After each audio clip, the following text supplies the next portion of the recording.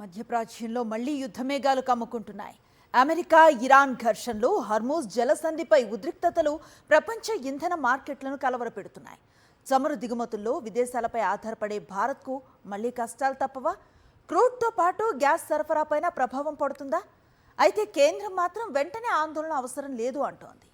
Middle east ఉద్రిక్తతలతో భారత్లో ఇంధన భద్రతపై మరోసారి చర్చ మొదలైంది.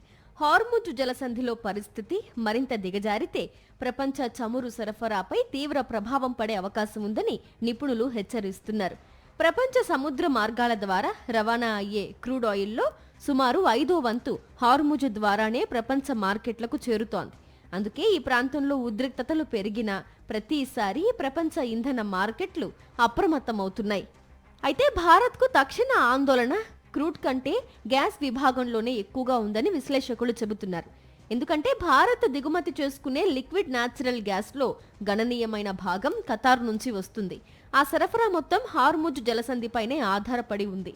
ఇప్పటికే కొన్ని ఎల్ఎన్జీ ట్యాంకర్లు ప్రయాణాలను వాయిదా వేయడం, మరికొన్ని భద్రతా కారణాలతో మార్గాలు మార్చుకోవడం అంతర్జాతీయ షిప్పింగ్ రంగంలో ఆందోళన కలిగిస్తోంది. అయితే ఇప్పటికిప్పుడు ఇండియాలో ఇంధన సంక్షోభం తలెత్తే ప్రమాదం లేదని కేంద్ర ప్రభుత్వం చెబుతోంది. దేశంలో ప్రస్తుతం 76 నుంచి 80 రోజులకు సరిపడా క్రూడ్ ఆయిల్, ఎల్పీజీ నిల్వలున్నాయని పెట్రోలియం మంత్రిత్వ శాఖ చెబుతోంది.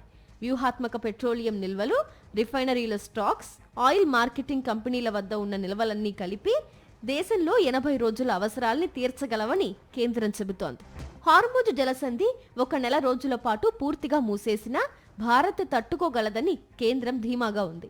ఎందుకంటే కొన్నేళ్లుగా Russia, America, Africa, Latin America వంటి దేశాల నుంచి క్రూడ్ దిగుమతులను పెంచింది ఇండియా. అంతేకాదు మొజాంబిక్ నుంచి అదనపు ఎల్ఎన్జీ, అవసరమైతే యుఏఈ నుంచి అదనపు ఎల్పీజీ కార్గోలను కూడా కొనుగోలు చేసేందుకు ఏర్పాట్లు చేసింది. అయితే ప్రమాదం మాత్రం పూర్తిగా తొలగిపోలేదని అంటున్నారు ఎనర్జీ రంగ నిపుణులు. భారత్ తన క్రూడ్ అవసరాల్లో అధిక భాగాన్ని దిగుమతుల ద్వారానే తీర్చుకుంటోంది. హార్ముజ్ సంక్షోభం ఎక్కువ రోజులు కొనసాగితే ప్రపంచ మార్కెట్లో క్రూడ్ ధరలు, ఎల్ఎన్జీ ధరలు, షిప్పింగ్ ఛార్జీలు, బీమా ప్రీమియంలు పెరిగే ప్రమాదం ఉంది. ప్రస్తుతానికి భారత్కు ఇంధన కొరత తలెత్తే పరిస్థితి లేకపోయినా మిడిల్ ఈస్ట్ ఉద్రిక్తతలు దీర్ఘకాలం కొనసాగితే క్రూడ్, గ్యాస్, ఎల్పీజీ ధరలు భారీగా పెరుగుతాయి. అది దేశ ఆర్థిక వ్యవస్థపై ఒత్తిడి పెంచుతుంది. మరిన్ని అప్డేట్స్ కోసం ఛానల్ను సబ్స్క్రైబ్ చేయండి. నోటిఫికేషన్స్ కోసం బెల్ ఐకాన్ పై క్లిక్ చేయండి.